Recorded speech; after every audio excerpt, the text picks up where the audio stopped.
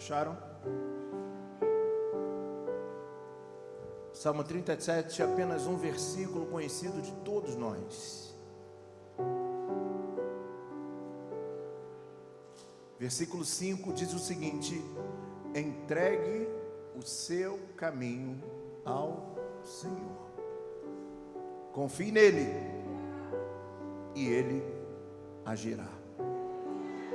Meu Deus, você pode olhar para o seu irmão que está do seu lado e dizer esse versículo para ele para você? Vamos lá?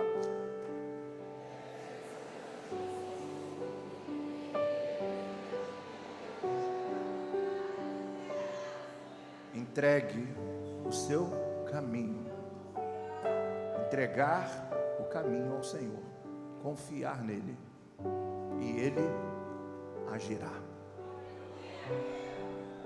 Aleluia. Esse versículo é um versículo muito forte, e por ser muito forte, muito profundo, não ser um versículo que traga uma definição sobre um assunto, somente sobre um assunto, ele fala sobre tudo. O que é entregar o nosso caminho ao Senhor? Fala sobre confiar nele, fala de muitas coisas, e sempre vamos precisar, para ministrar sobre esse versículo, precisar usar situações, exemplos, histórias que tragam a conotação do que isso representa, para que nós possamos compreender o que isso significa na sua integridade, da sua forma exegética. Eu quero contar um pouquinho sobre algumas coisas que Deus me fez lembrar nesses últimos dias, quando nós passamos pelos dias maus. Confiar em Deus nos dias maus, isso não é uma tarefa muito fácil. E se talvez eu perguntar aqui à igreja: você confia em Deus? Eu acredito que todos vão dizer sim, eu confio. Mas será que confiamos em Deus de verdade? O que significa isso? Entregar o caminho ao Senhor, confiar nele, e ele então agirá. Então nós podemos observar, pela simples leitura do texto, a sua compreensão da nossa própria gramática, que o agir de Deus está linkado a entregar o caminho e confiar nele. Eu vou ver o Deus agir quando eu entregar o meu caminho a ele e confiar nele. Aí Deus agirá. É isso que o salmista está dizendo. Então, eu quero contar uma história e falar sobre essa confiança em Deus, e trazer algumas coisas que são extremamente espirituais e que vão nos trazer um conforto, um alento, mediante a tudo aquilo que Deus está fazendo, já fez e ainda quer fazer na nossa vida. Amém? Tudo começou no dia 16 de outubro de 1993. No dia 16 de outubro de 1993, nasce a minha primeira filha, a minha filha primogênita, chamada Raquel. E depois não foi esperado, como todos os pais e mães, criamos expectativas, criamos sonhos, preparamos a roupinha do Fluminense. Nem tinha nessa época essas coisas, né? Agora que infelizmente. E aquela roupinha pelo qual vai usar quando for limpar o neném, aquela roupinha que vai sair da maternidade. Preparamos aquela bolsa com o lenço umedecido. Esperamos durante 9 meses, não só a mulher, mas o homem fica grávido junto, esperando aquele momento acontecer, de trazer à vida um filho. E no dia que a bispa começou então a passar mal, eu não vou chamar hoje ela de bispa, mas Andréia, porque eu estou falando da minha esposa. E naquele momento que nós tínhamos uma amiga que tinha um Chevette muito velho,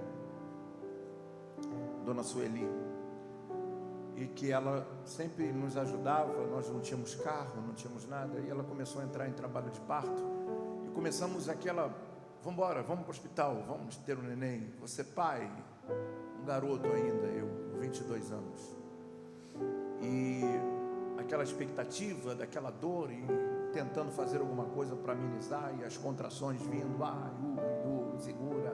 Aí tu fala, calma, a mulher nervosa, cala a boca, não fica mandando ficar calmo, que está doendo, aquela coisa toda, aquele movimento. E naquele Chevette que entrava óleo, o cheiro de óleo dentro dele. E nós estávamos indo e começamos um processo, ir ao hospital daqui, o hospital dali, fomos para o Alexandre Fleming, onde ela fez toda a maternidade dela, e quando chegou não tinha vaga, e aí fomos para o Oliveira, não tinha vaga, e fomos para aquele hospital que tem no Meier, qual é o nome dele? Não, aquele outro, a gente foi para aquele outro, Salgado Filho, não tinha vaga, e por fim fomos para um que tinha aqui no Jabu, não tinha vaga, graças a Deus, né? E por fim, uma enfermeira falou assim, leva ela por Camela Dutra, no Lins, e quem sabe lá você vai encontrar uma vaga, porque eu também trabalho lá, e o hospital lá não está tão cheio. E já tinha se passado umas 6, 7 horas nesse processo de dor, de perda de líquido e aquela coisa toda. E quando chegamos no Carmela, eles internaram, e eu estava somente eu e ela, e a Dona Sueli com seu carro, que depois que nos deixou foi embora, e eu fiquei sozinho. E ela subiu, internaram, e você não sabe notícia, o que está acontecendo. Eram 6 horas da manhã, e aí já tinha se passado umas 6 horas, e às 6 da noite, depois de mais 12 horas, 18 horas, a minha filha não havia nascido ainda. E eu lembro que nós éramos da igreja de Nova Vida, no Engenho Novo, e eu lá embaixo agoniado, perguntando o que estava acontecendo, e eu estava lá embaixo, sentado num banco, e desceu uma senhora e falou assim, oi, tudo bom? Você não é lá da igreja? Eu falei assim, sou. Eu falei, pô, meu Deus, é muito bom. Queria que a senhora visse como é que está minha esposa, por favor, não tem notícia, o que está acontecendo? E ela subiu e falou assim, olha, eu cheguei lá, ela estava jogada num canto, e já meio sem sentido, de tanta dor que havia sentido, e automaticamente, como eu sou chefe da enfermagem, a levei para o médico, e ela está nesse momento no centro cirúrgico. E eu falei, glória a Deus, com a minha bolsinha do lado, né? E passou algum tempo, então eu fui lá embaixo sentado, e mandaram me chamar. E quando mandaram me chamar, eu alegre para ver minha filha. E quando eu estou entrando não fui direto para onde ficam os bercinhos, onde a gente vê as crianças. Eu fui para um lugar chamado UTI. E quando eu antes de entrar, a médica me parou no corredor e falou para mim, olha, pai, deixa eu explicar uma coisa para você. A sua filha levou muito tempo para nascer, e devido a esse tempo que ela levou para nascer, o cordão umbilical enrolou no pescoço, e ela teve uma asfixia e ficou muito tempo sem o cérebro, sem oxigenar. E nós estamos tentando descobrir o que está acontecendo, mas não foi só isso, né? Então eu quero dizer para você que ela também, como levou muito tempo, ela evacuou dentro do ventre e ela, como ingeriu todo aquele, ela está com infecção generalizada no grau elevado. Aquela roupinha, aquela coisa toda vai descendo do... Eu estava sozinho. E a gente não espera coisas como essa. E eu lembro que a médica falou assim: agora calma, você confia em alguma coisa? Você acredita em alguma coisa? Eu falei: acredito em Deus, eu sou crente. E ela falou assim: então, como você confia em Deus, eu vou dar a você uma perspectiva. Se sua filha é de 10% de chance dela sobreviver, pai, tudo vai depender dessa noite. Mas eu, como médica, não vou mentir para você. Seria um milagre e talvez diria para você que você não fosse tão egoísta, porque ela vai ter sequelas. Vai ter sequelas neurológicas, porque o cérebro parou, e também vai ter muitos problemas. Um dos principais que existem diante disso tudo é o sopro no coração, e o coração está bem grande, está bem elevado. E eu falei assim: posso ver minha filha? E eu fui ver minha filha. Ela estava dentro da incubadora com 2 caixas na cabeça, rasparam a cabeça dela, estava com acesso, sem movimento, com os olhos abertos, parada. E eu desci, não podia ficar lá, não podia falar com ela, estava operada, era uma ala só de mulheres. E eu sentei naquele banco, e a partir daquele momento, tudo começa. A cabeça de um jovem com sonhos, com projetos. Estávamos vivendo um momento difícil, muito difícil da nossa vida, um momento de escassez, um momento terrível. E Raquel era minha filha, eu tinha que estar lá, e eu estava lá, sozinho. Aquela noite foi a noite da ordenação do meu cunhado, pastor. A minha família estava numa festa de celebração, eu estava sozinho, sem dinheiro, sem comer. E eu passei ali, eu lembro que em frente aonde ficava a recepção existia uma árvore. Eu lembro que eu fui para trás daquela árvore e comecei a pedir a Deus que minha filha vivesse, mas ao mesmo tempo já sem entender o que estava acontecendo e perguntando por que disso, por que isso está acontecendo. Nós fizemos as coisas certas, nós seguimos os padrões da Bíblia, nós casamos em nome do Pai, do Filho e do Espírito Santo, recebemos uma bênção do pastor que disse: sejam felizes para sempre. Filho, promessa, e aquilo tudo na cabeça, perguntando por que isso, né?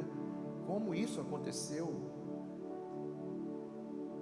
Então, nós vivíamos uma época de desfavorecimento pela vida. A vida estava sendo cruel conosco, e como se não bastasse o filho para trazer uma alegria, para trazer um momento em que nós pudéssemos, diante de tudo aquilo que estávamos atravessando, somente pegar ela no colo, somente cuidar da minha filha. Eu morava num cortiço lá em Marechal, naquelas casas grandes lá no final, você lembra, Márcia? E nós não tínhamos nada, Eu só queria pegar minha filha, que eu acho que aquele momento que nós estávamos vivendo seria a alegria que o casal precisaria ter para ter força para caminhar, ter força para seguir. E eu lembro que no outro dia, passei a noite ali no outro dia, eu não sei se você vai lembrar, mas você foi a única pessoa que foi me visitar. Você tinha uma Fiat 147, lembra? Uma branquinha. E você foi lá e levou um pote de comida para mim. E eu fiquei 3 dias naquele hospital. 3 dias sentado no banco sem tomar banho. Eu falei para Deus, eu não saio daqui. Passou a primeira noite, ela passou. Chegou a hora da visita, e aí? E aí que é muito grave, muito grave. Só um milagre, Pai. E ela passou pelo segundo dia, passou pelo terceiro dia. E até que ela teve alta. A bispa teve alta. E ela ficou internada. E eu fui levar a minha esposa operada de cesariana, e nós fomos embora de ônibus, tendo que subir a escada do ônibus, e porque não tínhamos ninguém que naquele momento tinha se oferecido para nos levar em casa. Tempos difíceis, dias maus.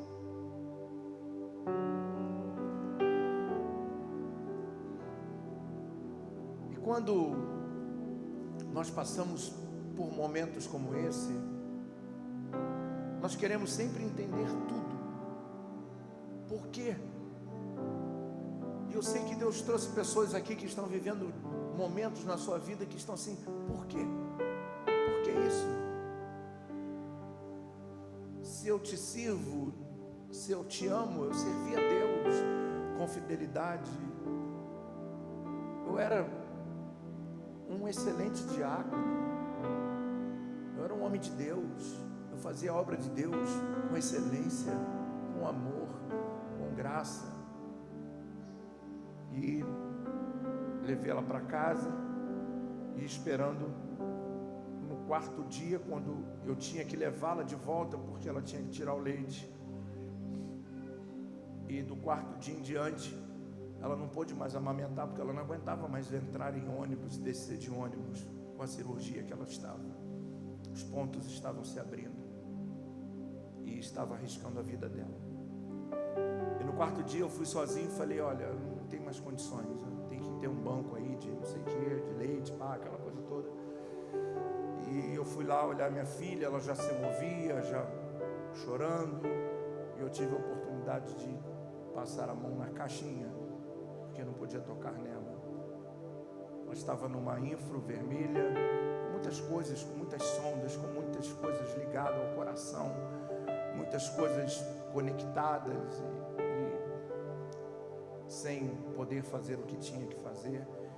E aí a médica disse assim para mim, olha, pai, deixa eu falar uma coisa com você, vamos fazer o seguinte, dia após dia. Eu falei, uau, dia após dia, essa vai ser a nossa luta, dia após dia, cada dia que viver. E eu falei, Deus, eu não me importo qual vai ser o problema, eu só quero a minha filha.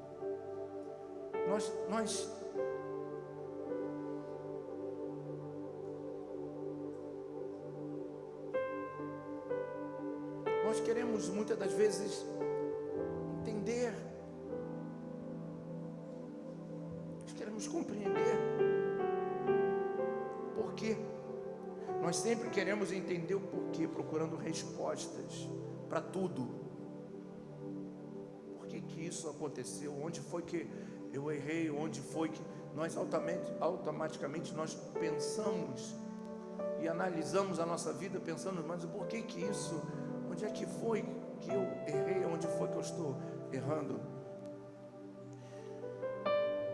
E nessa procura por respostas eu aprendi uma coisa: você nunca recebe resposta por aquilo que você quer.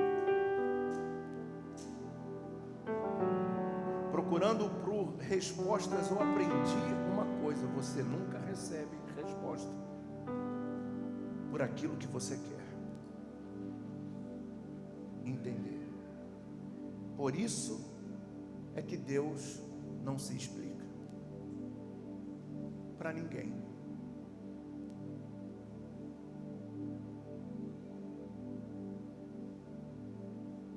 Talvez você tenha entrado hoje aqui pedindo a Deus que explicasse a você, e Deus não se explica. Ele não pode se explicar, porque nós não vamos entender. Entende? Nós buscamos respostas, e as respostas que nós buscamos, muitas das vezes não estamos prontos para saber a verdade. Eu quero dar um exemplo para você. Se você chegar dentro da sua casa e em algum momento falar para sua esposa: por favor, fale a verdade para mim, e se ela fala a verdade, você separa dela. Nós queremos tantas respostas e não estamos prontos para receber, e por isso Deus não nos fala aquilo que, ao invés de nos fazer compreender, vai ter um sentido inverso, muito inverso.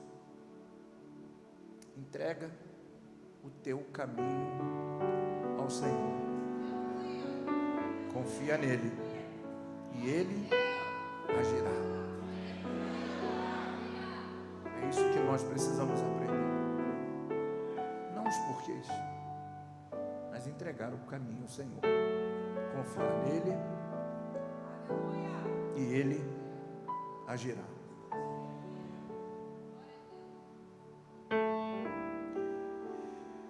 Pelos médicos não darem definições concretas e dizerem será um dia após o outro,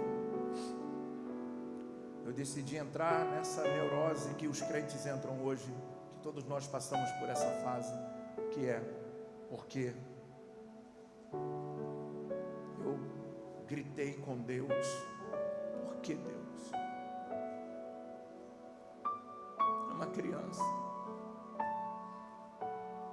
Por que tanto sofrimento?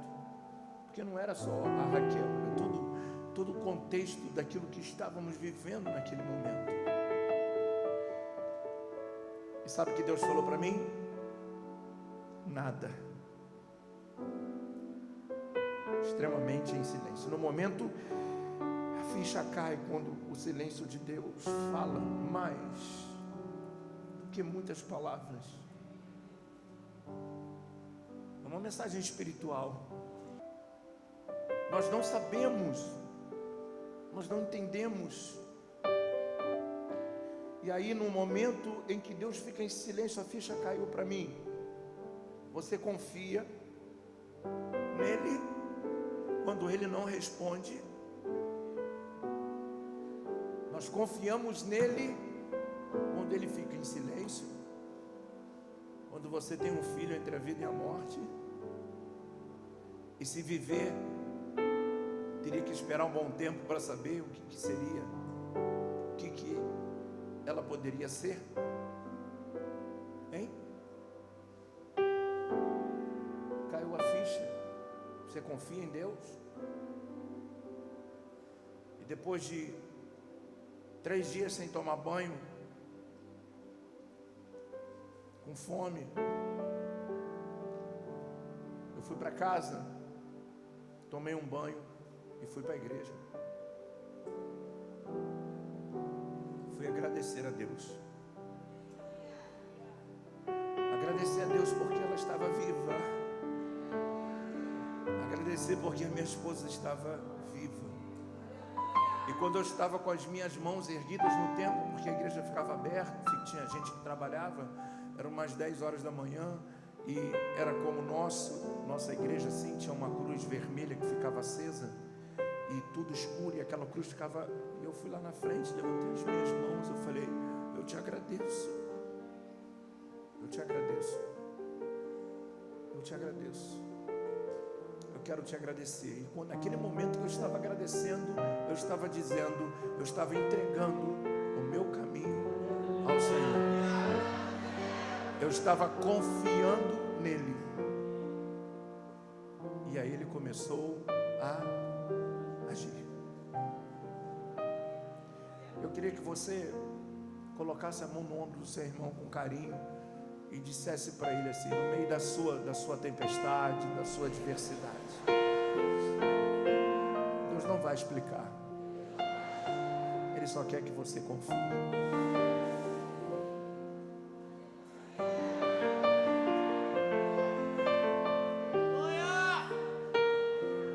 Eu chutei um aleluia muito lindo que veio daqui, muito especial nessa noite. Deus está nos visitando hoje com graça.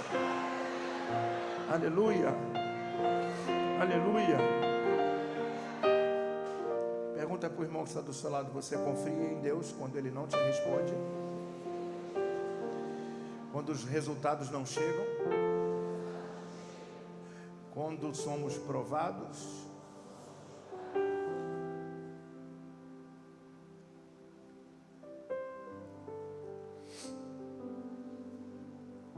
Nós, como sempre, queremos respostas. E olha que interessante, nós fomos criados por Deus e fomos ensinados a viver para isso. Eu vou explicar para você, porque eu só estava no momento da introdução e o que você vai ouvir hoje é muito profundo. Quando nós vamos para a escola, por que vamos para a escola? Os fugitivos da escola aí, mas os que vão à escola, né? Eles vão à escola para quê? Aprender. O que significa aprender? Para ter respostas. Quando chegamos na escola e alguém diz assim, eu lembro como se fosse hoje, eu era criança e a professora disse assim: a terra é redonda. E eu falei, não falei porque não tinha essa palavra antigamente, né? Mas se fosse hoje eu ia dizer assim: caô. Caô, como é que a terra é redonda? Eu levei anos para acreditar que a terra era redonda. Porque você anda no oceano, você vai reto a vida inteira, e num certo momento você não está de cabeça para baixo. Concorda? Você pega daqui para Israel, são aproximadamente 13 mil quilômetros, e você atravessa 3 continentes. Se você pega o negócio no voo, você fica coçando a cabeça, porque o avião parece aqui, daqui a pouco ele está aqui, e você está reto. Ele cortou caminho pela estratosfera. E nós ficamos perguntando os porquês. Por que isso? Quando me disseram que existiam os dinossauros, eu falei, caô. E como é que eu vou saber que é o dinossauro? Até quando conheci algumas pessoas parecidas com ele.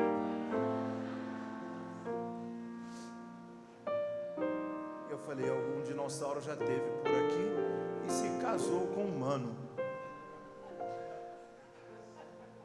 E como acreditar que o homem foi à lua se não vai hoje? Nós vamos para a escola aprender e o professor diz assim, vai fazer uma equação simples. Não quero fazer equação nenhuma agora, até porque eu não vou nem lembrar direito, mas faz uma equação e quando termina a gente fala assim, mas por que chegou nesse negócio? Porque nós somos motivados a descobrir os porquês. A escola ela nos leva a compreender, a aprender as coisas, os porquês que a gente não conhece. Interessante, né? Isso é uma coisa que... Mas quando nós encontramos a resposta, nós somos recompensados por isso. Porque quando encontramos a resposta, nós, ok, somos recompensados pela nossa busca. Agora, muitas das vezes isso nos faz pensar que é ali onde estava a resposta. E muitas das vezes não estava ali. Quem tem ouvidos ouça. Mas às vezes a vida nos dá coisas que não tem resposta. O tempo passou, para a glória de Deus, Raquel viveu. E eu pude buscar minha filha, que não tem sopro no coração, que não teve problema neurológico, pelo contrário, foi uma menina sapeca, levada, como a Betina. E Minha filha, com uns 10 meses, já falava. Eu sei que muita criança fala, estou falando da minha, né? Então, mas tem umas que levam, mas a minha outra levou 1 ano e um pouquinho. Perfeitamente, perfeita, as dicções, os S's. E ela ficava num banheirinho, lá ligava o chuveiro, e ela pegava o shampoo e ficava cantando as músicas da Ana Paula Valadão. E ela fazia seus... E cantava com graça, não é? E eu ficava sentado no vaso, olhando, não fazendo nada, sentado apenas no vaso. Porque o único lugar que tem para sentar no banheiro é no vaso, né, gente? Mas com a tampa fechada, tá bom? Expliquei?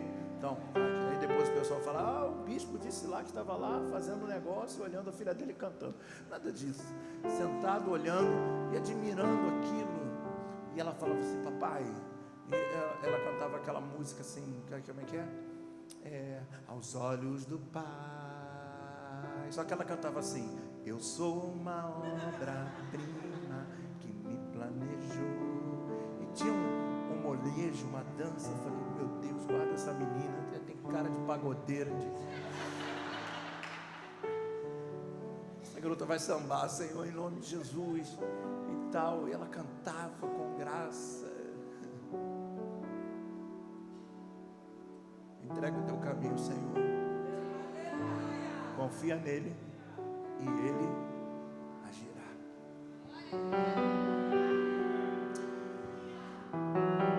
Aí cresceu, normal, estudou, aprendeu, apanhou.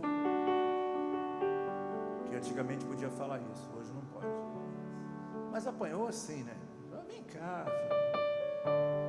Foi, filho. Vem cá, senta aqui. Por favor.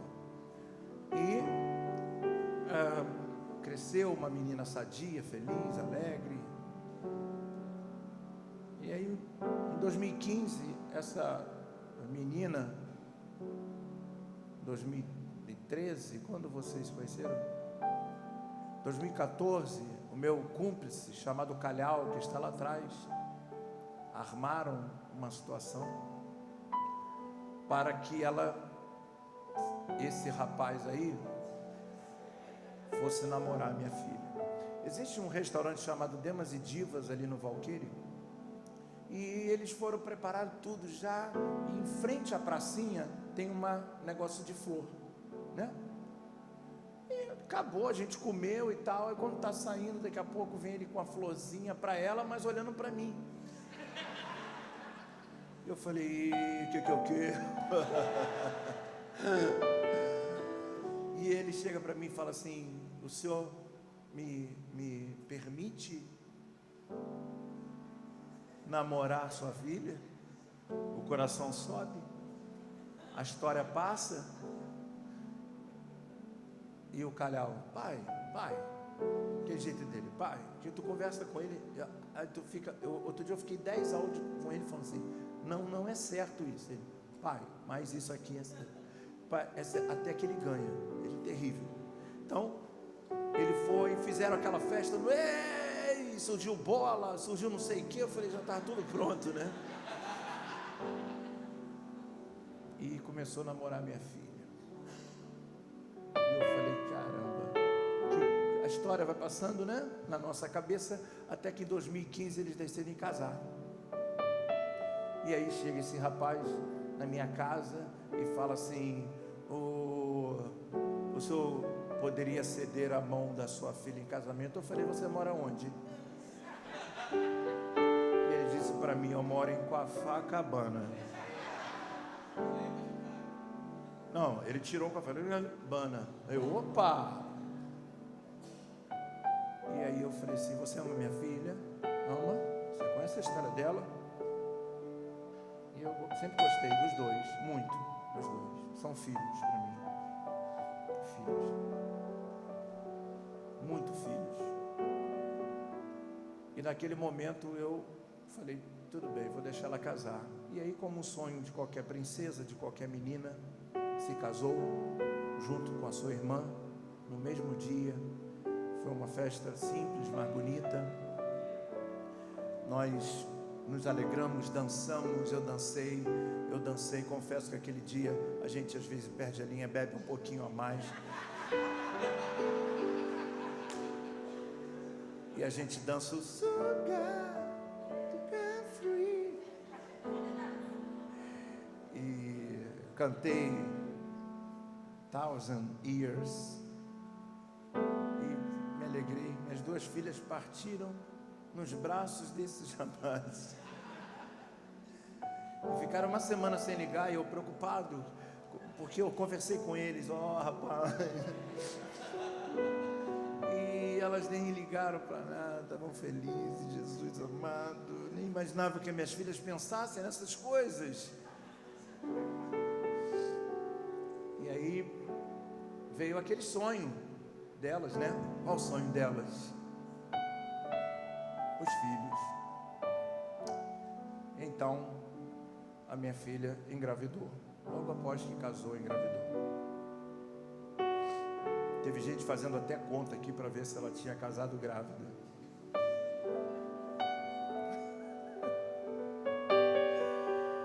E aqui assim, era mais fácil ter ido para a lua de mel, né? E ficado lá na porta. Então, aí foi, engravidou, e do meu neto chamado Noah. E a história vai se repetir.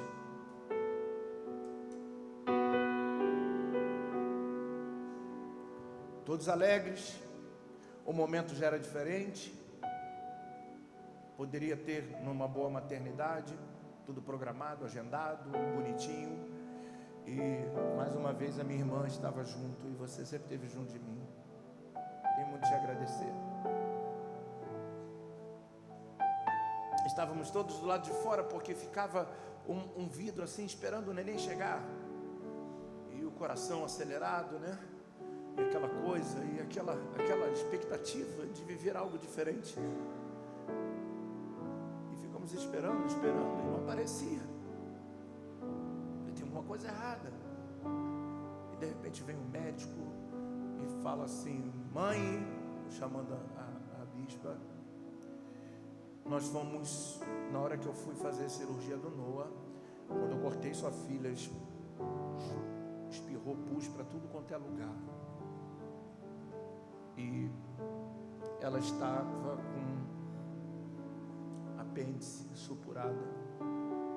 Ela estava com muita dor, e o Calhau que levou ela, o Calhau também, não sei falar de você, cara.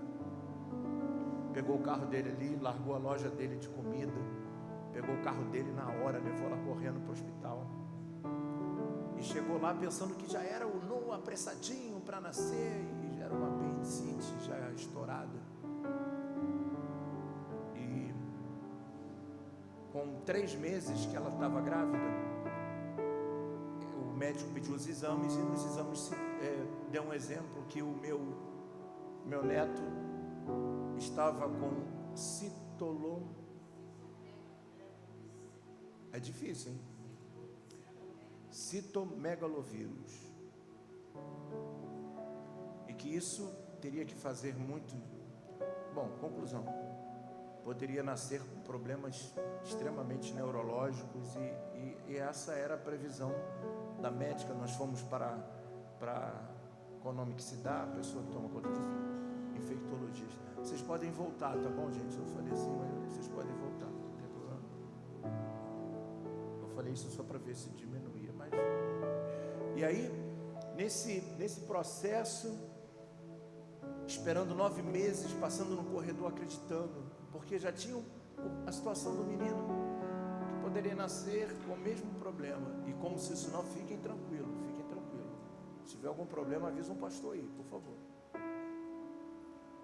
E naquele momento que nós estávamos ali, naquela situação toda, ele disse: olha, a sua filha, o seu neto foi para a UTI, e a sua filha está na UTI. E ela vai ter que operar de novo hoje. E tem que ser urgente. E ela corre risco de vida. Meu irmão.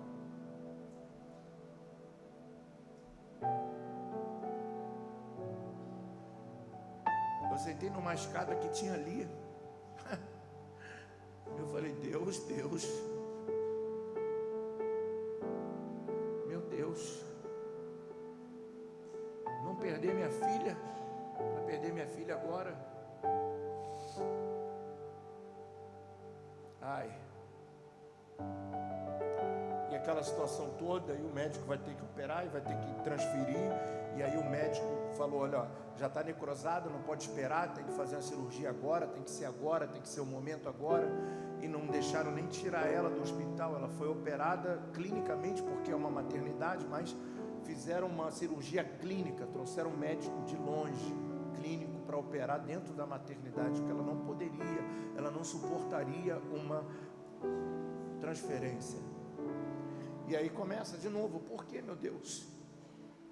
Por que o rapaz programado para filmar, para tirar foto,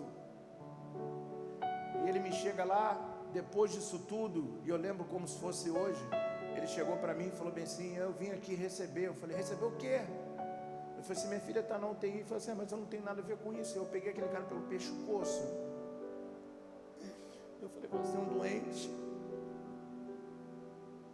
Você não está entendendo? E eu quase que eu bati nele, confesso. Porque o cara, no momento algum, eu falei, eu te pago quando você quiser, menos hoje, meu irmão, pelo amor de Deus, sai daqui. Eu te pago 5 vezes isso aí é besteira. As coisas fechadas, o céu de bronze. Ia lá e foi. Depois teve que esperar um tempo para acabar o período da anestesia, para poder tomar outra geral. Isso poderia causar um nome que eu esqueci agora. E ela entrar em um colapso e morrer por causa da anestesia. Tudo era possível, todas as condições eram possíveis. E por quê? Porque procurar respostas é uma coisa muito perigosa. Procurar resposta quando estamos sofrendo é como diagnosticar uma tempestade em meio ao tsunami. É muito perigoso.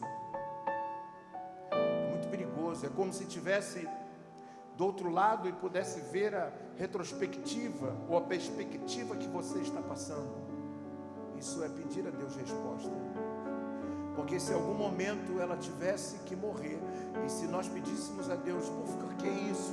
E Deus falasse, porque eu quero levar seu filho, nós não aguentaríamos. Por isso Deus não fala.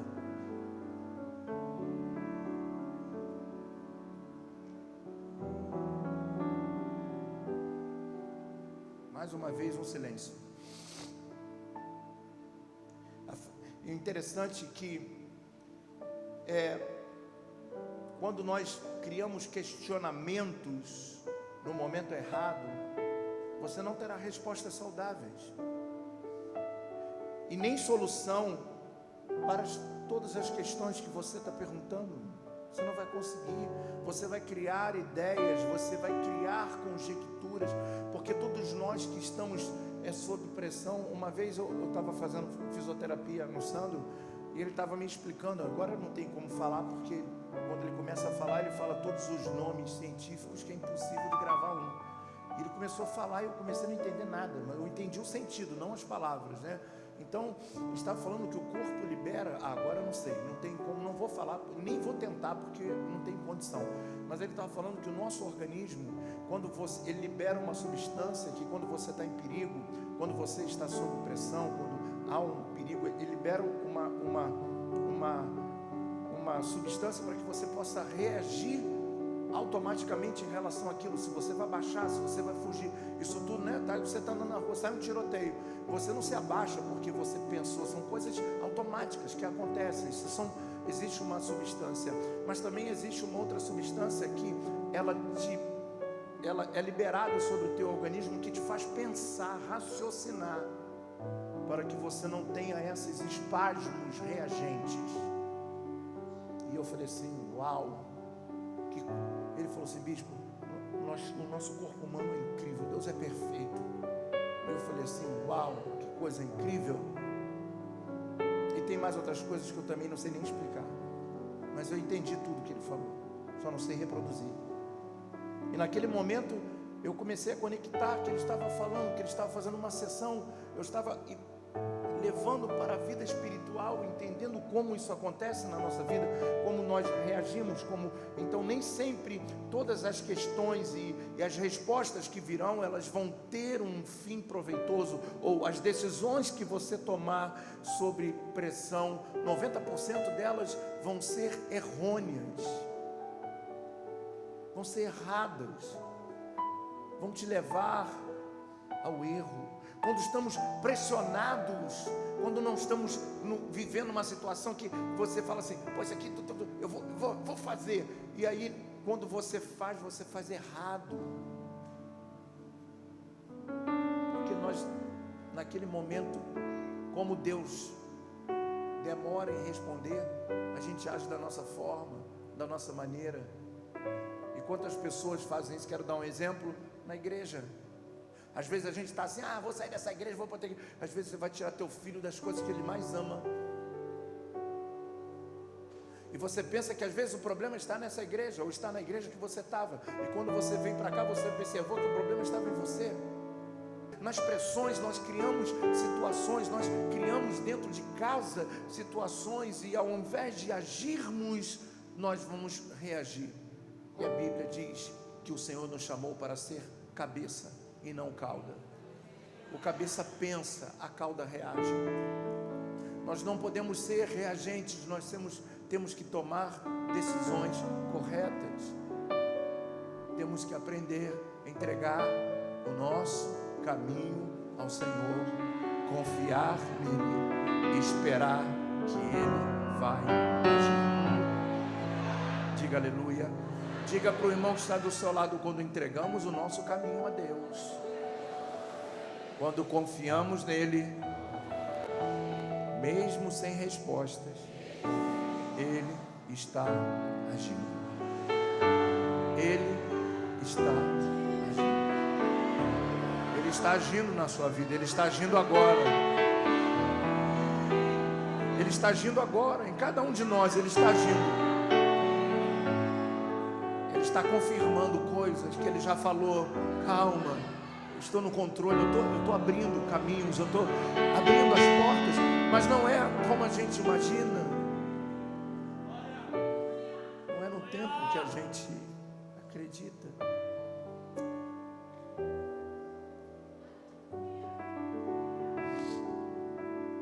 E quando nós tomamos decisões erradas, surge aquela palavra chamada frustração.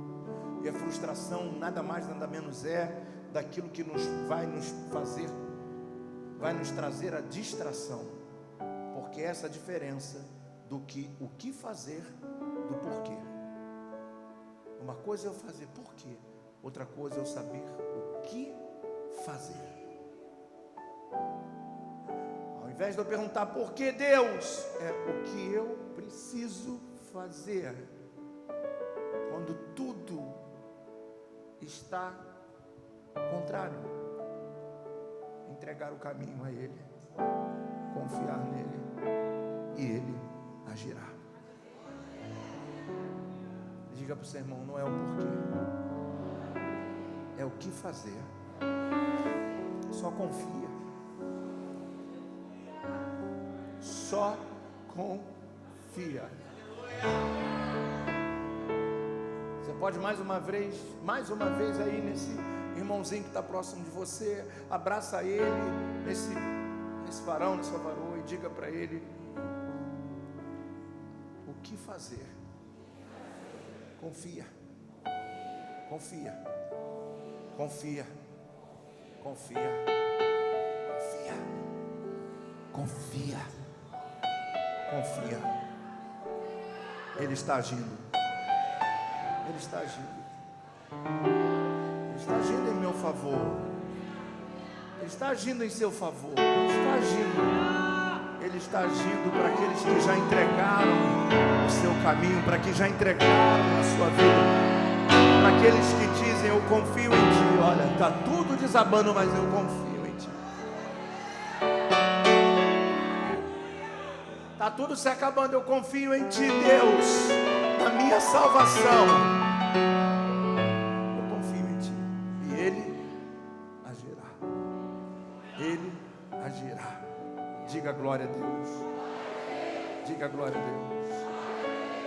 Agora coloca a mão no ombro do seu irmão, que eu quero que você profetize para ele e diga para ele: algumas vezes você tem que realizar aquilo que planejou, mesmo andando em meio às trevas, às dificuldades, às adversidades. Você tem que continuar realizando.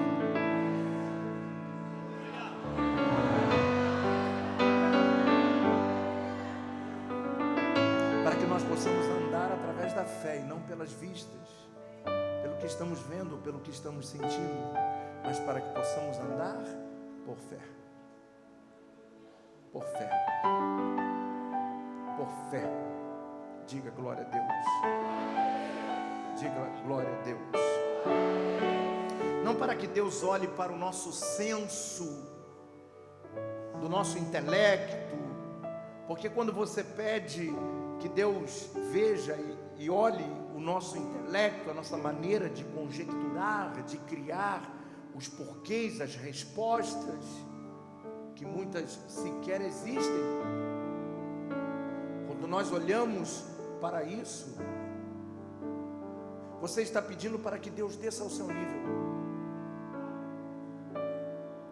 Quando nós pedimos para Deus responder pela nossa condição, Deus, nós estamos dizendo: Deus, desça no meu nível. E a Bíblia diz que os seus pensamentos não são os meus, os seus caminhos não são os meus, os seus planos não são os meus. E muitas das vezes nós estamos pedindo para Deus descer no nosso nível medíocre de enxergar a vida, na nossa maneira incapaz de olhar sequer através de uma adversidade qualquer. Já nos abatemos, já nos desanimamos, já nos entristecemos e queremos que Deus desça a esse nível para trazer respostas que não vão nos ajudar a mudar nada, porque a gente vai querer só saber, mas não agir em relação àquilo que Deus está dizendo. Que adianta você querer saber se você não vai fazer nada em relação àquilo? Isso significa que os caminhos os caminhos do Senhor estão acima dos meus. Você pode glorificar a Deus por isso? Você pode levantar uma das suas mãos e dizer e declarar: os caminhos do Senhor estão acima dos meus caminhos. Os pensamentos dele estão acima dos nossos caminhos. Por isso ele não precisa descer para se explicar. Por isso ele não precisa descer para explicar a você o que é superior ao que você imagina, já tem a resposta, porque quando nós entregamos e confiamos, é isso a resposta que tanto nós perguntamos o porquê. O porquê está em entregar e confiar. Quando eu entrego, confio, ele age, e o que eu preciso é que ele haja e que não me traga respostas. Para que respostas? Eu quero é que Deus se manifeste. Naquele momento que eu estava pedindo respostas, eu pensei: Senhor, o porquê? E por um momento isso me distraiu para dizer: Senhor, vai lá e faça o que só tu podes fazer. Nós deixamos as nossas emoções aflorarem ao ponto de acharmos que nós não somos capazes de suportar as provações. E nós, em certo momento, nós perdemos a ideia de que o que eu preciso fazer é deixar ele agir. Ele vai agir. Ele já está agindo. Ele sempre age na vida daqueles que entregam e confiam. Quantos estão entendendo? Digam amém. Digam graças a Deus. Diga graças a Deus. Pega na mão do irmão que está do seu lado, isso é profético, diga para ele: entenda uma coisa, nem sempre Deus está interessado nas suas conjecturas, no seu intelecto, na sua maneira de pensar, o porquê está acontecendo, mas Ele está interessado na sua obediência.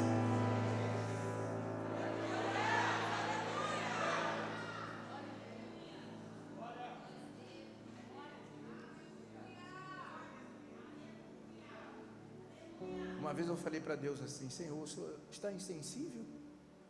O Senhor não está vendo o que eu estou passando?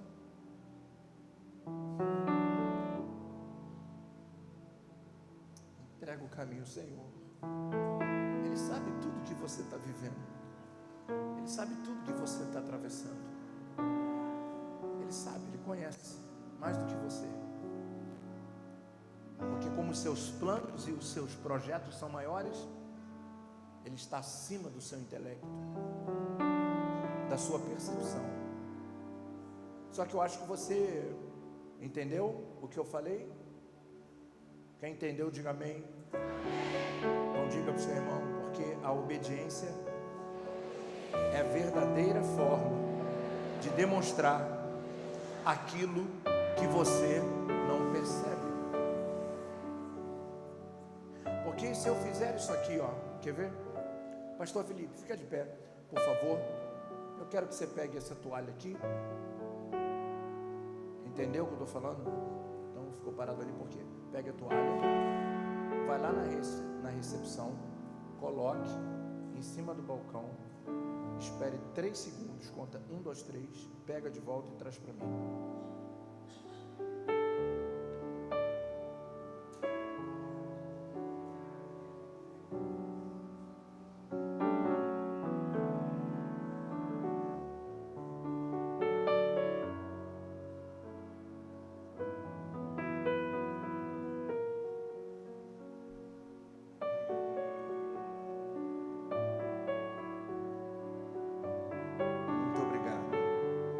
O que ele acabou de fazer agora?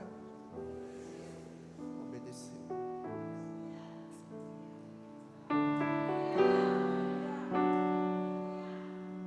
Em algum momento ele não perguntou, mas por que eu tenho que fazer isso?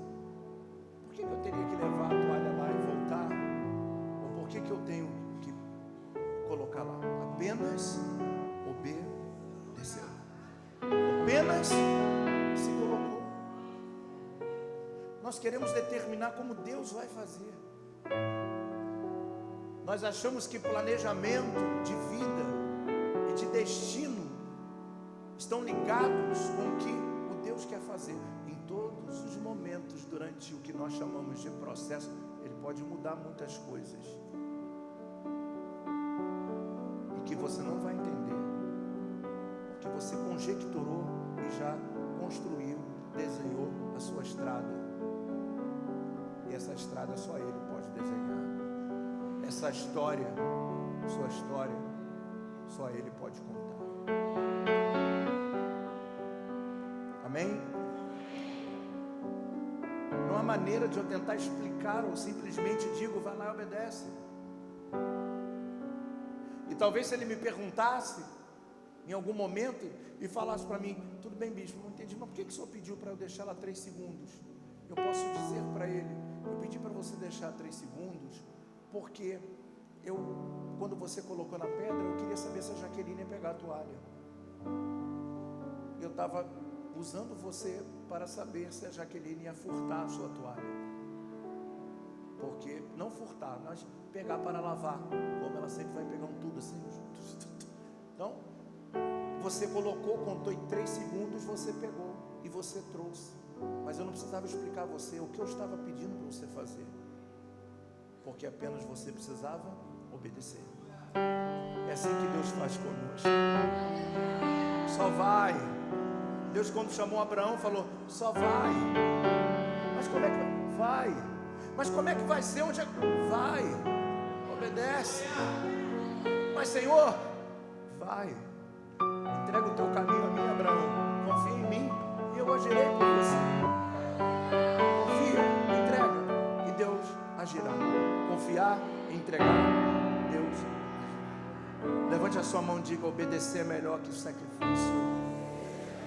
Obediência é melhor do que entendimento. A gente quer entender tudo, criar respostas para tudo, criam seus mundos, criam o porquê. Tem pessoas que são tão metódicas nos seus pensamentos que eles conseguem traçar o perfil do seu marido, da sua esposa. Ela é assim, porque ela, por causa da família, mas não conseguimos olhar os nossos.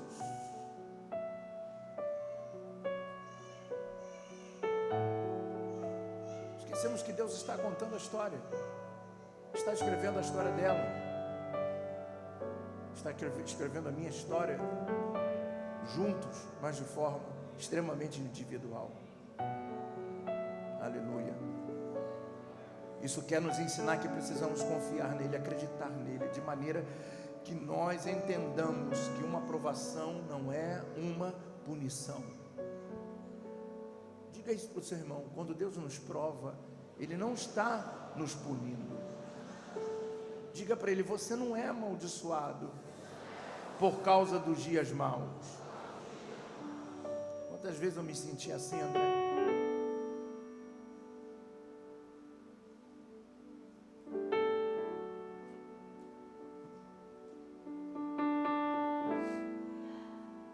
Quantas vezes eu me senti amaldiçoado?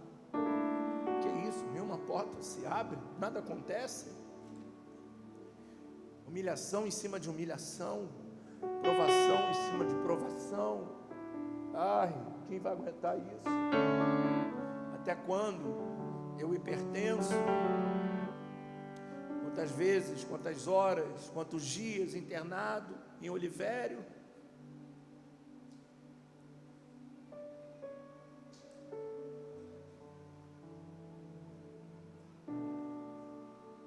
Quantas vezes passando por tantas adversidades, e às vezes pensamos que somos amaldiçoados. Você não é amaldiçoado por causa dos dias maus.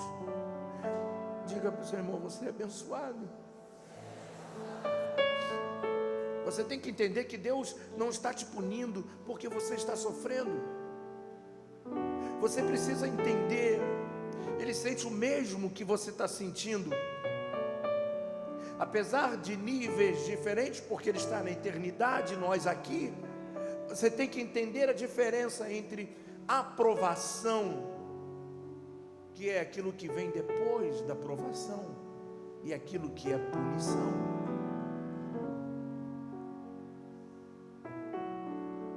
E é assim que Deus nos mostra o nosso valor, quando nós somos provados e somos aprovados. Quando em certo momento da nossa história nós podemos contá-la em cima do púlpito e dizer: estou de pé, estou de pé. E eu deixei essa mensagem há algum tempo preparado para o dia que você fosse entrar naquele batistério.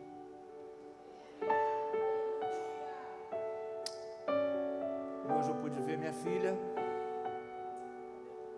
que o diabo quis por muitas vezes levá-la, fazendo com que uma outra pessoa nascesse de novo.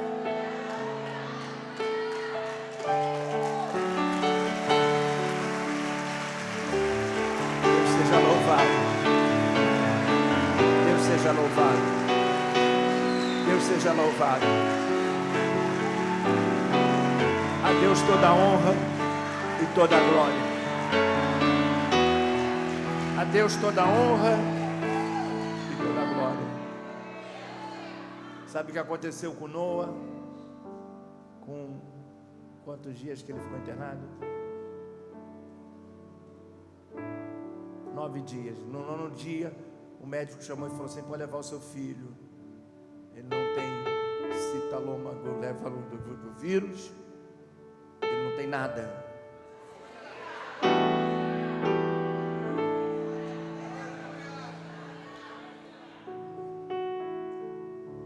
Só que ele ficou internado, né? E eu ainda tive que levar minha filha para casa sem o filho. E a mesma cena, nossa, você não tem noção. Levar minha filha em casa, colocar ela deitada na cama. Isso para mim foi um processo tão doloroso, que quando eu deitei na cama, eu senti dor terríveis e tive que operar o rim. Quando a minha filha, o meu neto no hospital, minha filha em casa, eu no hospital fazendo cirurgia. Eita! Mas, obrigado, Senhor. Te dou glória. te dou honra, porque verdadeiramente, ou a gente entrega o caminho e confia, ou a gente vive uma vida de perguntas, de porquês, para quês. É só confiar, é só entregar, e Deus agirá em nosso favor. Você pode glorificar a Deus por isso. Dá um abraço nesse crente que está do seu lado e diga: você não é amaldiçoado, você está sendo provado. E quando nós formos aprovados, nós vamos poder tirar várias fotos com Gael,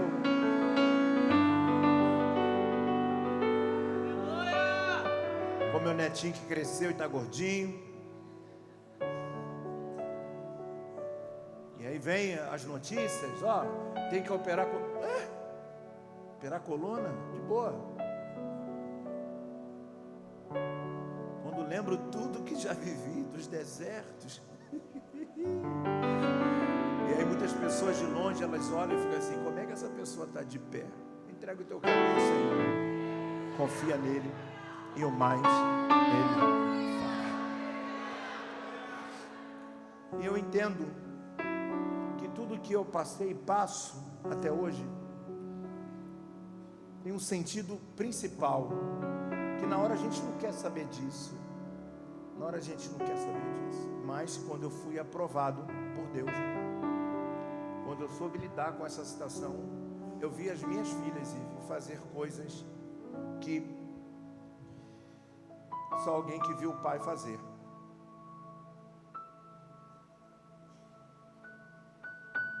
Eu vi minhas filhas aqui, quando perderam seus bebês. Um culto de terça-feira, tendo que fazer uma cirurgia na quarta para tirar os seus nenéns. Elas aqui em pé, adorando a Deus, com um filho morto na barriga. Qual o seu problema mesmo, hein? Qual o seu problema?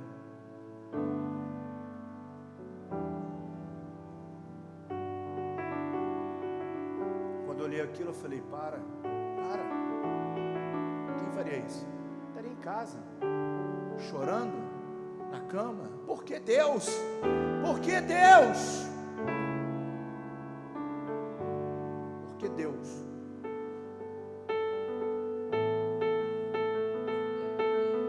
Eu entendo que hoje,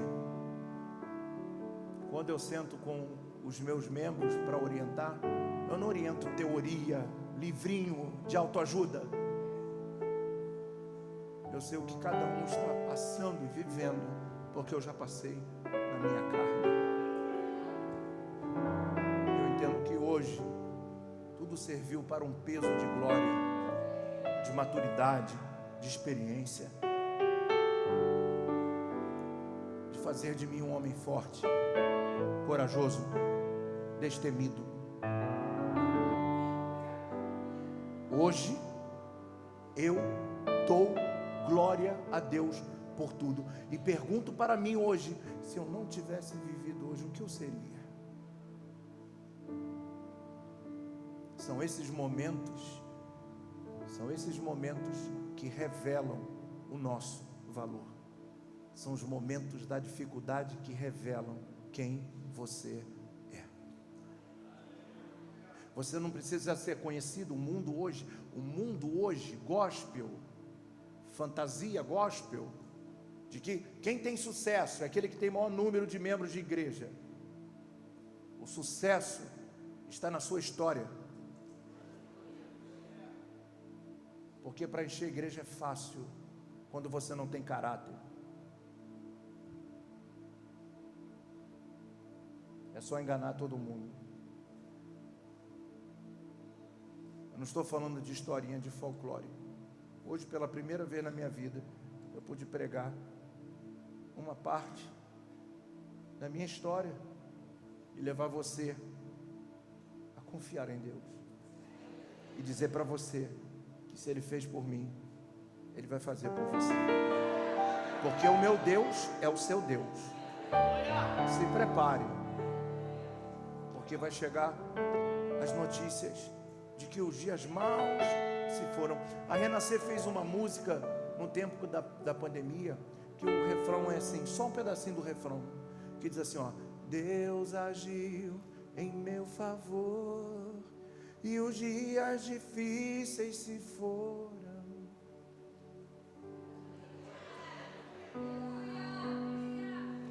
Aleluia. Aleluia. Deus quer saber se você... Deus quer saber de você quando tira a cinta e fica com o corpo meio mole, se você é capaz de subir no altar para pregar. Se você é capaz de ir à igreja quando estiverem faltando as coisas na sua casa. Quando você estiver na prova financeira, Deus está provando. Deus está te provando para te aprovar. Não para te punir, para te aprovar. Para te aprovar. Até onde você suporta. Aí é o nível dos teus limites. Como é que nós vamos vencer os limites? Quando aprendermos a suportar os dias difíceis.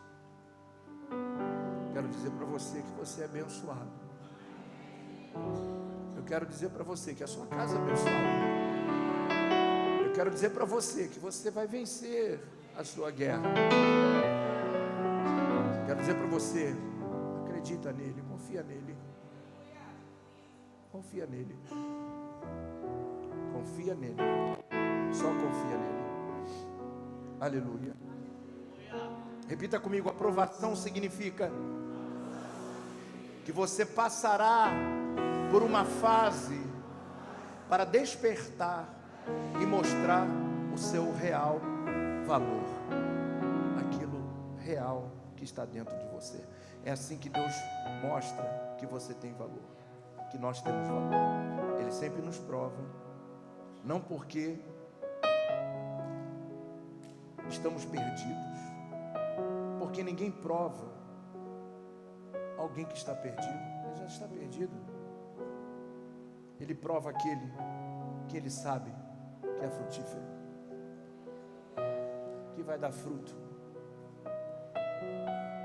Aquele que as pessoas às vezes olham para você e digam: nossa, esse cara é sensacional, mas mal sabem o que você está vivendo, mal sabem o que você está atravessando, o que você está passando, porque você desenvolveu a capacidade de extrair de você o melhor. É como o processo da azeitona que nós vimos lá em Village, Nazaré Village. A prensa, onde se colocava as azeitonas. E às vezes nós estamos dentro dessa prensa. Mas deixa eu te falar uma coisa: a primeira passada da prensa tirava o melhor azeite, que é o extra virgem. A gente só vai tirar o melhor de nós quando passarmos pela prensa. Vai sair aquele azeite. Você já viu? Uma vez eu estava com um apóstolo aqui da África. Eu lembro como se fosse hoje. Lá no antigo tempo, ele estava em cima do altar e eu estava sentindo um cheiro de azeite. E eu estava assim, mas um azeite daqueles completo, eu falei: apóstolo, você se perfumou com azeite? Sei lá, né? Eles são meio doidos. Eles são meio esquisitos. Eles têm uns hábitos meio estranhos. Você passou perfume, azeite? Ele: não. Eu falei: não pode ser. Cheirei ele cheirava azeite. Meu Deus, a unção daquele homem era muito forte. E por que ele não tem problema? O melhor azeite, aquele que o mundo vai cheirar, é quando aquele que sai da prensa, é aquele que perfuma o ambiente. Mas se você for capaz de dar esse para o mundo, você conseguir ser capaz de passar pelo segundo processo, que é a segunda volta, você vai tirar o azeite virgem que serve para a comida. Mas se você for capaz de ser provado até passar pela terceira prensa, aí você vai ser o azeite que a Bíblia ensina, que só servia para a lamparina. acender o mundo. Só acende o mundo quem passa por várias vezes na pressa. Abraça esse irmão que está do seu lado, diga para ele: Deus é contigo. Deus é contigo. Deus é contigo. Aleluia. Aleluia. Aleluia. Aleluia. E nós temos que entender que se soubermos quem nós somos diante de Deus, nós vamos sentir que realmente nós somos amaldiçoados. Nós vamos olhar e vamos nos depreciar e vamos começar a olhar e dizer: não sou nada, não sou ninguém, eu não sou capaz, eu não posso, eu não consigo, eu não vou, não dá. Deus não quer nos matar. Diga isso para o seu irmão: Deus não quer nos matar, não quer matar os nossos filhos. Deus não quer amaldiçoar a nossa casa. Deus quer nos curar. Deus quer nos curar. Eu tenho que aprender a confiar quando passo pelos dias maus. Eu tenho que entender que as minhas feridas Deus irá curar durante a caminhada. Eu tinha que confiar em Deus ao ponto de ir à igreja adorá-lo, enquanto a minha filha estava entre a vida e a morte.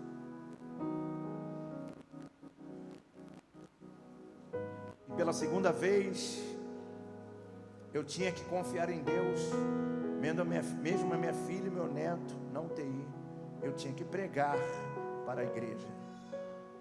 E hoje talvez eu esteja falando coisas que ninguém sabia. E eu chegava aqui, subia no altar e pregava: Deus vai fazer.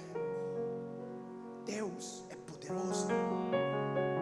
Quantos cultos preguei, pessoas vieram à frente, no apelo, entregaram suas vidas a Jesus, foram transformadas pelo Evangelho no momento que nós teríamos que estar numa cama, chorando, arrasados, destruídos, desanimados, desesperançados.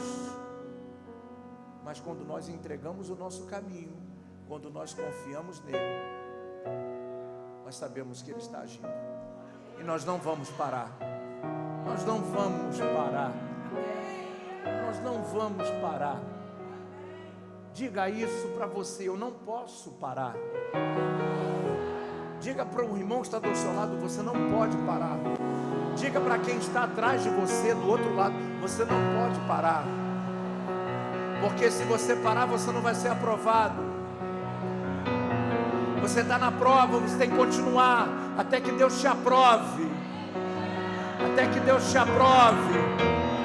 E quando Deus te aprovar, é o final, é o que Ele agiu, o que Ele fez, e a vitória virá. E a vitória chegará. A vitória chegará na minha casa, na sua casa, na nossa vida, na vida dos nossos filhos. A vitória chegará.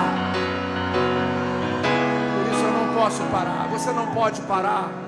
Você não pode parar. Você não pode parar. Eu queria que se tivesse alguém aqui cheio de Deus, entendendo essa mensagem, imbuídos de um sentimento, ensandecidos pela glória de Deus, que pudesse de repente sair do seu lugar, encontrar alguém, diga para o seu irmão: você não pode parar no processo da aprovação.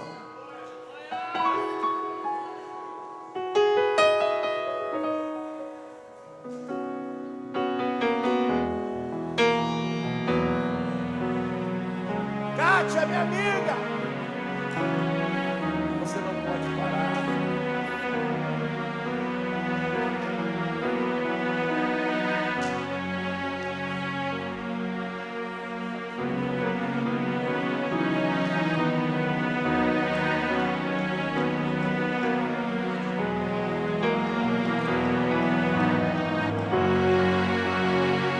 Nós vamos ser aprovados, Viviane, Pastor Márcio. Vamos ser aprovados, vamos contar grandes testemunhos. Você vai contar o teu testemunho, Gilmar. Você vai contar contar, Jaqueline, os seus testemunhos. Nós vamos contar grandes testemunhos, porque nós seremos aprovados pelo agir de Deus. Pelo agir de Deus. Só confie. Só confie. Ana Campelo. Confie. Não pare no processo. Não pare no processo da prova. Porque nunca conheceremos a aprovação se desistirmos durante o processo que estamos sendo amassados, esmagados.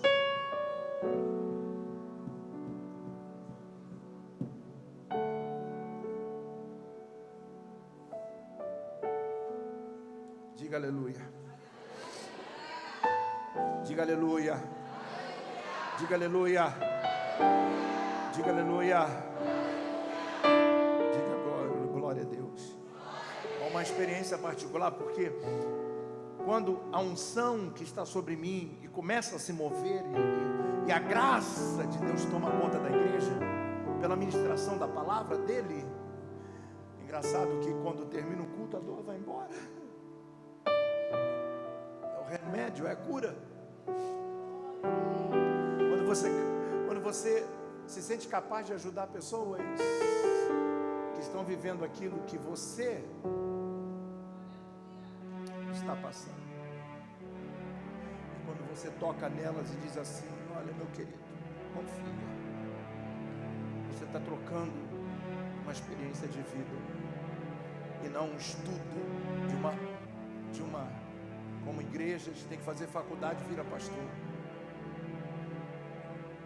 Coisa bacana isso.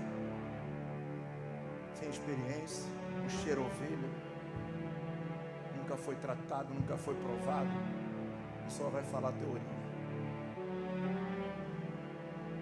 A gente precisa falar o que a gente viveu, as experiências que a gente passou.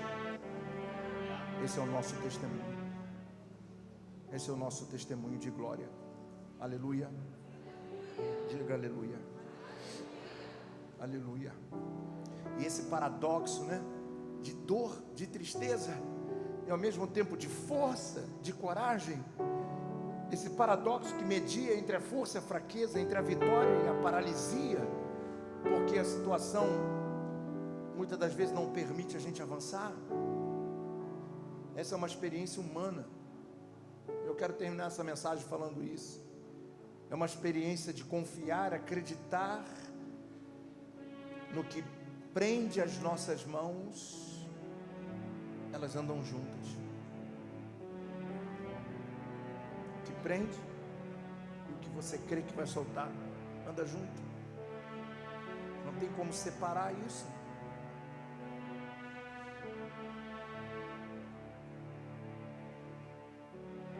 Nós precisamos ver as coisas da perspectiva divina, para quebrar os nossos limites. Nós não vemos o que Deus vê, como Deus vê. Podemos ver um lado, mas Deus vê a situação por inteiro. Se confiarmos apenas nele, quando estiver tudo infernal, se confiarmos com as lágrimas caindo do rosto, se acreditarmos diante das tempestades dos dias maus, ele não tem problema, e que na verdade não vai ter problema de ter fé e medo ao mesmo tempo. É o que nós carregamos, o medo e a fé. O medo, meu Deus, vai morrer, mas a fé dizia: não, vai viver. O medo dizia: não, acabou, e a fé dizia: não, vai continuar. Não se cobre, vai andar junto sempre, o medo e a fé, juntos, ao mesmo tempo. Eu estava com medo pela minha filha, pelo meu neto, mas ao mesmo tempo tinha fé pela minha família e pelo meu neto. Você pode ter fé e medo ao mesmo tempo. apenas confie. Eu quero que você leia em alto bom som comigo e diga, dá a mão para o irmão que está do seu lado, dê a mão aqui, minha bispa, e diga para ele, entregue o seu caminho ao Senhor, confia nele, e ele agirá. Entrega o teu caminho a ele. Não entrega meio caminho, entrega o teu caminho todo a ele. Não entrega os teus planos, entrega o teu caminho. Não entrega os teus projetos, entrega o teu caminho. Não entrega o que você acha da maneira que vai ser, entrega o teu caminho. Confia nele e ele agirá. Deus agirá em seu favor. Na verdade, ele já está agindo. Não desista no processo da prensa, não desista no momento que você está sendo provado, porque você vai ser aprovado. E quando nós somos aprovados, nós vamos viver um tempo de vitória, de alegria. E toda vez que eu pego o meu neto, como hoje, depois do almoço, ele estava lá em casa, eu abracei ele forte, e falei para Deus assim, Deus, deixa eu viver. Agora já não é mais ele, sou eu. Deixa eu viver, deixa eu ver esse garoto pregar, deixa eu babar. Deus, deixa eu ver esse menino lutar judô, deixa ele fazer as coisas que o avô dele não pôde fazer. Deixa ele ser maior do que eu.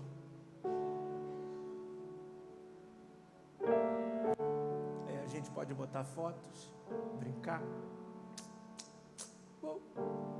Cadê minha filha? Foi embora? Foi na loja?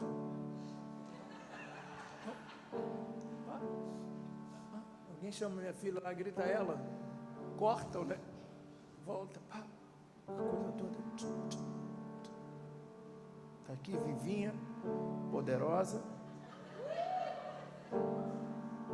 As marcas ficam, mas de pé, aprovados por Deus. Deus foi fiel. Você não é amaldiçoado. Não deixe as pessoas julgarem você. Não deixe as pessoas olhar o teu momento e dizer, não deixa. Eles não conhecem você, eles não conhecem a sua história. Eles não conhecem o Deus que você serve. É tudo um período. Vai passar. Logo, tudo vai passar.